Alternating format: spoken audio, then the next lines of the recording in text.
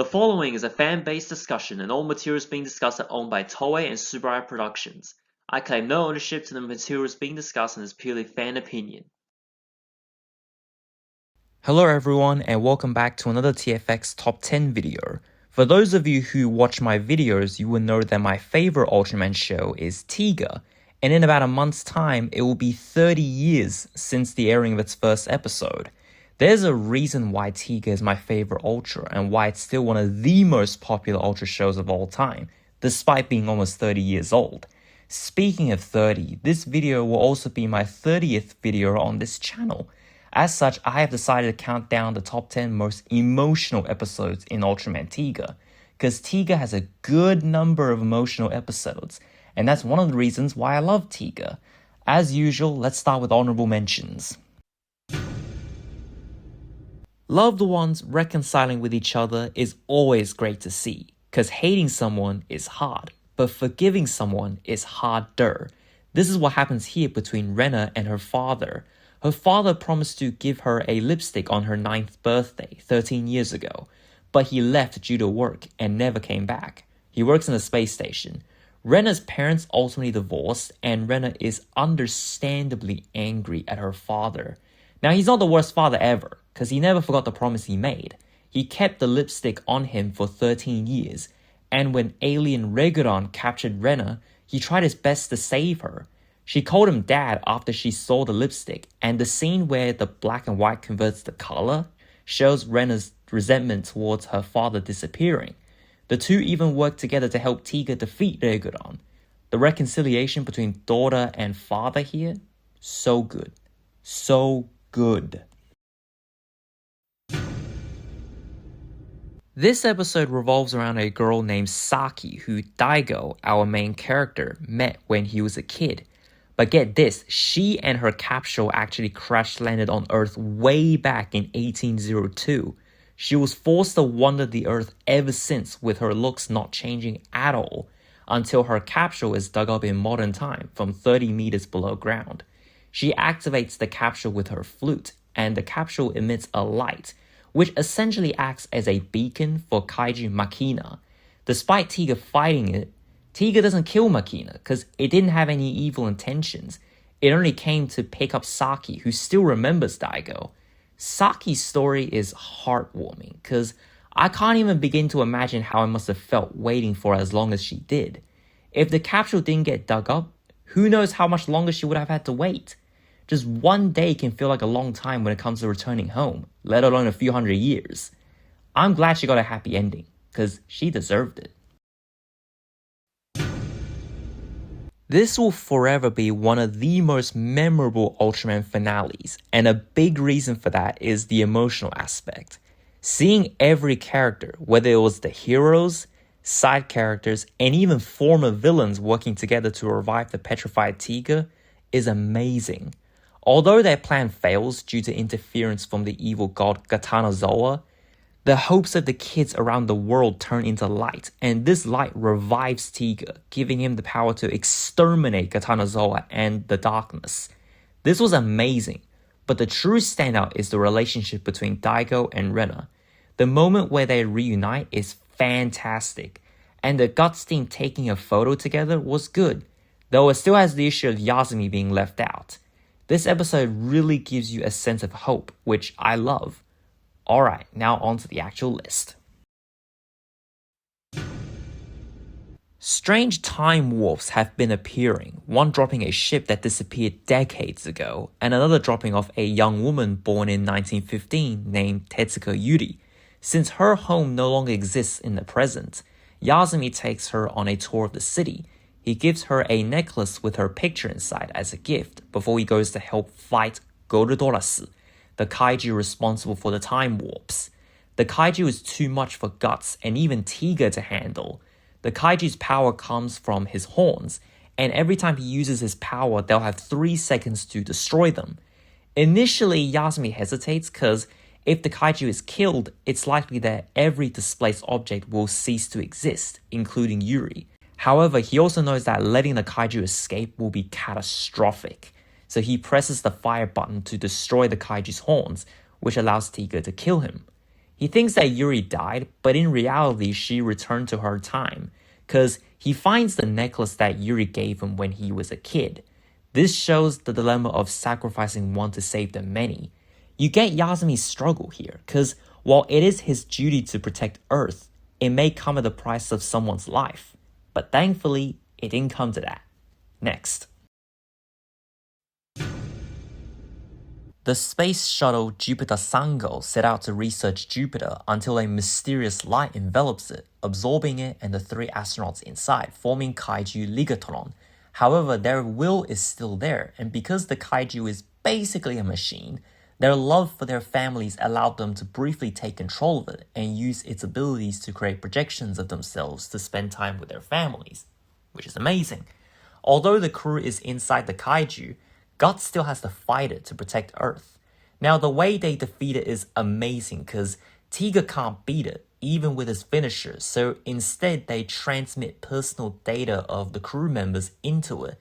This strengthens their will, allowing them to paralyze the Kaiju from within using its own energy before escaping, and Tiga then destroys it. The crew members become light and explore the universe. This shows the power of human emotions. Sure, the Kaiju is strong, but human love is stronger. Next. It's sad to see someone destroy themselves due to being too competitive, and this is what happens here with Hori's friend, Ryosuke. Being the son of 2 outstanding scientists, he thinks that he has to be number 1 for anyone to love him. According to him, he encountered 2 failures, and because he thinks he's not good enough, he transplanted the Evoru cells into his body to improve himself. But it also results in significant side effects, and he turns into Evoru. After the Evoru cells are transplanted into an organism, they must constantly consume electricity to stay alive. And during his fight with Tiga, Evoru uses up all of his energy. Evoru is defeated, but Ryosuke dies. This is what happens when you unleash the darkness in your heart. He tried to achieve an impossible goal, because you can't be number 1 in everything. There will always be someone better. And he ended up destroying himself, which is a tragic ending. I can only hope he can find peace in the afterlife. Alright, next. This is basically a tragic love story. Shinjo's younger sister Mayumi, her boyfriend Takuma is coming back to Japan to meet her. She's so eager to see him that she bypasses a police check and almost gets killed by Gazoruto. However, prior to this, the plane he's on was attacked by the Clitters, killing everyone on board, including him. Despite this, his soul appears to save Mayumi by distracting Gazolt. After Gazolt is destroyed by Tiga, Mayumi and Takuma see each other in a beautifully shot scene, but it doesn't last. While Takuma has accepted his death and promised that he'll always love her, Mayumi hasn't. She desperately shouts for him to stay, and seeing her break down was heartbreaking. From the moment that plane got destroyed, this episode was never gonna have a happy ending. Gazolt may be dead, but it will never bring back the people on that plane. Sometimes the greatest love story ends in tragedy. Number 6. A man named Obiko has scared the daylights out of villagers at night while disguised as a noodle vendor. His puppet Shadow drags the customers into his pot, though he doesn't hurt them. Now, Obiko lives in the darkness, and the village that he lived in was his favorite spot, but a fitness land will be constructed soon. As such, he goes around scaring people to prevent it from happening. Many things have been lost over time. The original village is an example. But Obiko can't accept that. He goes big and Tiga reluctantly fights him, though Tiga only uses defensive moves. In the end, he lets Tiga kill him and they turn into light particles. It's sad because Obiko isn't evil. He just can't let go of the past. And the reason why he was scaring people was because he didn't want to be forgotten. Many things have been lost, but if they're also forgotten, then they're truly gone forever. Number 5. This episode revolves around a singer named Cruz Maya, or so it seems. 15 years prior to the show, 3 aliens, a mother and her 2 kids, were immigrating to their colonies but crash landed on Earth.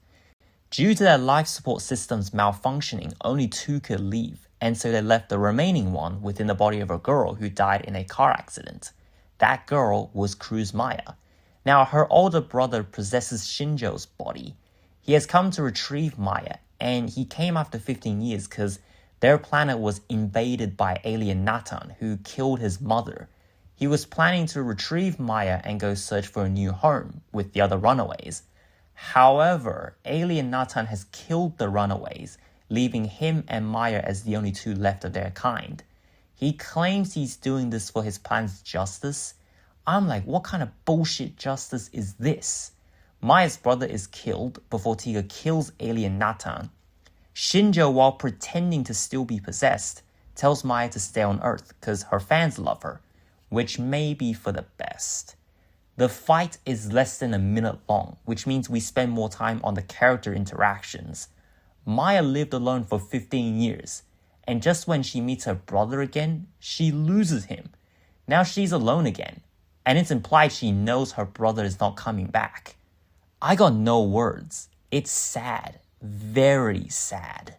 Number 4. This episode made my blood boil. It covers the emotion of immense anger. We have these 2 aliens, one female and one male. The female is Lucia and the male is Zara. Alien Muzan put tracking bracelets on them and loaded them into capsules before being sent off into space. When they landed on Earth, Alien Muzan hunted them for a hunting game.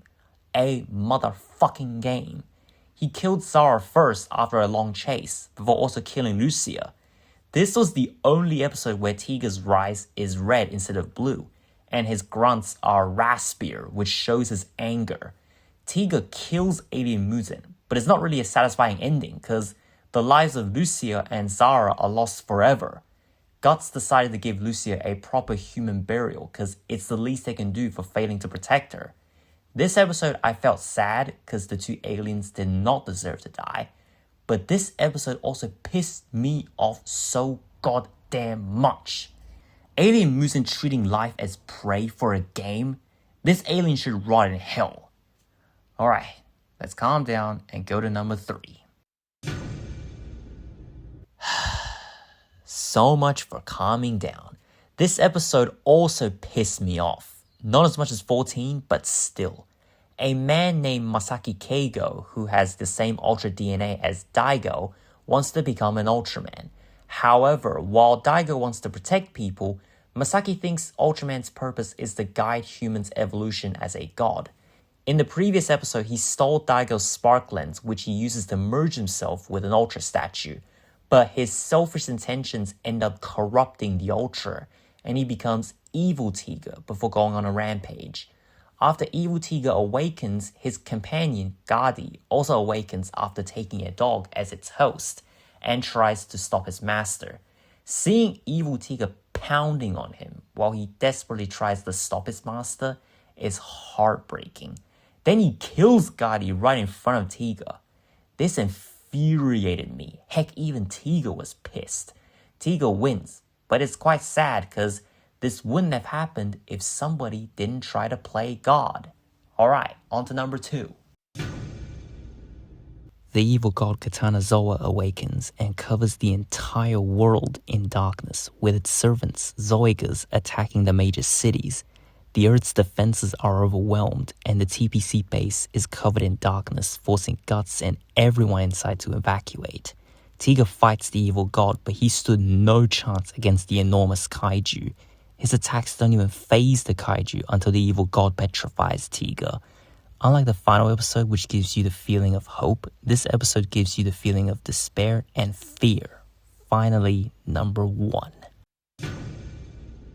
This episode makes me tear up every time I watch it. 20 years prior, Nezu Masachika developed the Zelda gas, a highly volatile liquid gas. He kept one sample of it in his home, but it was knocked over and caused an explosion that destroyed both his home and his daughter Asami. Prior to this, she freed her pet bird, Sheila, who mutated into a kaiju. After this incident, Nezu was diagnosed with an incurable disease, but he continued finding a way to destroy the Zelda gas while he's still alive. They believe that Sheila wants to destroy the Zelda gas out of hatred, and so they try to stop her. Because if any part of that goes wrong, it will cause mass destruction. She continues to move towards the Zelda gas despite being injured to the point of coughing up blood. It turns out she simply wanted to destroy the Zelda gas by swallowing it. She wanted to help Nezu, who dies. Our heroes take Sheila into space and Nezu's soul merges with her, who turns into a golden phoenix. The two, along with Asami's soul, leave the Earth to travel through space. This episode was heartbreaking. I don't remember how many times I cried while watching this, but in a way, they did have a happy ending. Go watch this episode. It will make you cry. That concludes my top 10 list of most emotional Ultraman Tiga episodes. It's episodes like these that remind us why we love what we love, especially when it comes to Toku. What did you all think of this list? Did your favorite make the list? If not, feel free to share your own list in the comment section below. If you enjoyed this video, don't forget to subscribe, like, follow me on all my socials, and comment. Thanks for watching, and I'll see you all next time. Bye everybody.